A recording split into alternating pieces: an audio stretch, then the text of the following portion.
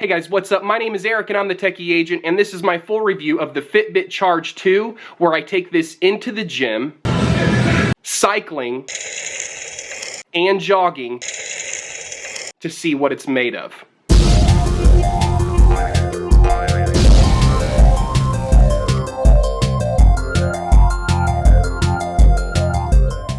This is the Fitbit Charge 2, and the Charge lineup is Fitbit's most successful fitness wearable lineup that they've had. As a matter of fact, it's the most successful fitness lineup ever for any brand. And Fitbit is going all in with a completely new design inside and out, top to bottom. So it has a newly designed optical heart rate sensor on the bottom. It has a beautiful curved glass screen on the top with stainless steel chamfered edges. The band is very comfortable and light on the wrist. You hardly know that it's there. The concern with any wearable that has an optical heart rate sensor built in on the back is that the bands are able to snug the device firmly against the wrist without being uncomfortable. This definitely achieves that. The second concern with any device with a built-in heart rate sensor is that it doesn't protrude off the wrist too much. And Fitbit has done a real good job making this as thin of a profile as possible with that built-in optical heart rate sensor. The Fitbit Charge 2 does have removable watch straps, which can be replaced with other rubber synthetic bands or even dressier bands as well.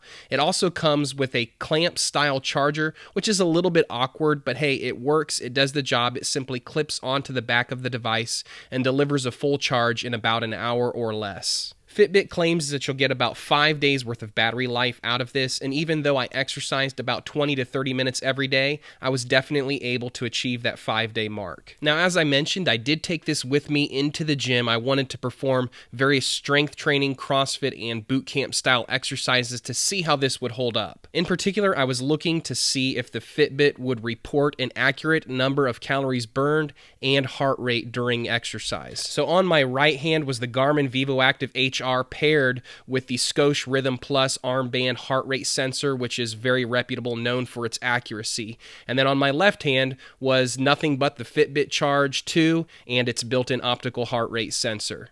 Now, the heart rate sensor performed well. It did about as good as any other optical heart rate sensor on the market by any brand or any product or any company that's out there. So that's the good news. Now, the bad news is that this optical heart rate sensor performed like every other optical heart rate sensor out there, which is to say that there's definitely a delay. Between sets, you'll get about a 20-25 second delay before the heart rate sensor will catch up to what your actual heart rate sensor is. So here you'll see that it says 127 when my actual heart rate was about 166, and then when I go back to the other wrist, you'll see that it begins to slowly catch up. And that's typical of most optical heart rate sensors, so it's not that Fitbit is failing here, they're just performing as expected.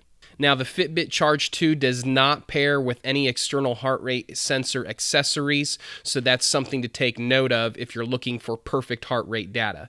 Now, as far as calories burned are concerned, the Fitbit Charge 2 did a really good job. It came in at 353 calories for about a half an hour worth of very intense exercise, and that agreed with the Garmin VivoActive HR paired with my armband. So it definitely seems like Fitbit has dialed in on their accuracy as far as calories burned are concerned for CrossFit, bootcamp, weightlifting, strength training style exercises.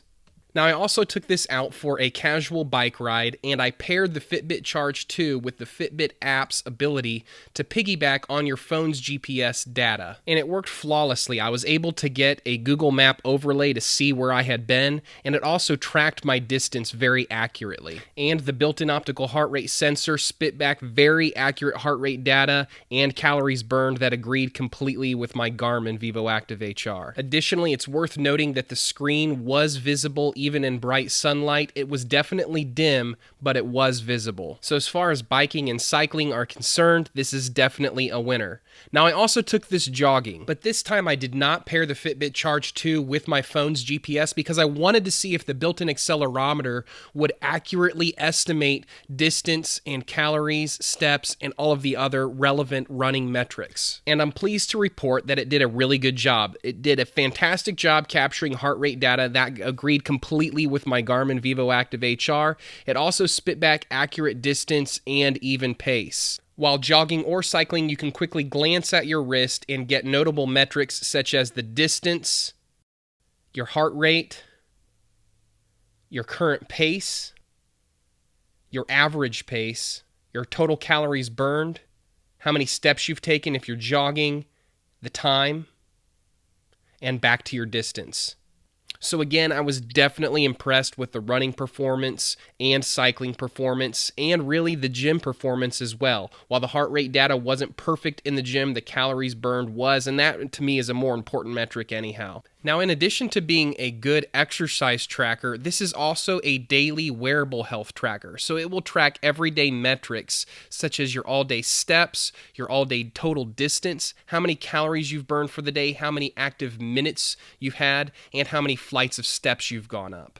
Fitbit has also really stepped up their game with the sleep tracking abilities, so you'll have an overview to see how many hours of sleep you've had throughout the week, and then you'll get detailed information about each night that you slept. It even was able to track a brief 48-minute nap that I took on Sunday. The app also offers an in-depth look at each specific night of sleep, how many total hours of sleep you've had, how many times you were restless or awake, when you fell asleep, and when you woke up. So the Fitbit Charge 2 really does offer a very comprehensive, total look at your health and exercise. So I definitely give this my wholehearted recommendation for those of you looking to keep tabs on your health and exercise and even sleep. Now, the only two places I recommend that you purchase this from are either Amazon.com or from my friends at clevertraining.com who offer a 60-day, no questions asked return policy. So I'll put those links in the description below if you're interested in purchasing this. If you enjoyed this review, make sure you hit like and subscribe, and if you have any questions, ask them in the comments below, and I'll be sure to answer them. Thanks for watching. My name is Eric, and I'm the Techy Agent. We'll catch you next time.